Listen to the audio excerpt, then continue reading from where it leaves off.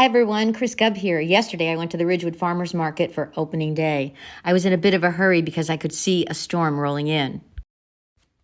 My first stop was to get homemade butter at Ole Mother Hubbert's stand. The man working there insisted that I get their best seller, the whole milk, so of course I had to get some of that too. Next stop, and my daughter's favorite, Bella Mozzarella.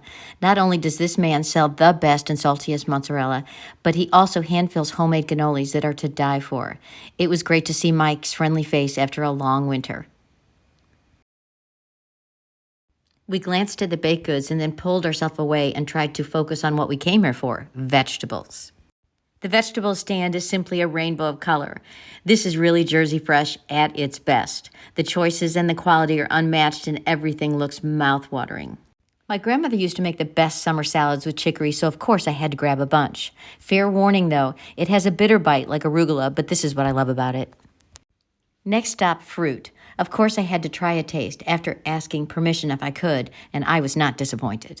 On to the snap peas. Even though we had more than enough vegetables, I had to get them. My family loves to just snack on them uncooked. Then we got some spicy pickle chips at Picklelicious and packed up the rest of our vegetables. Per usual, our Ridgewood Farmers Market experience was a success.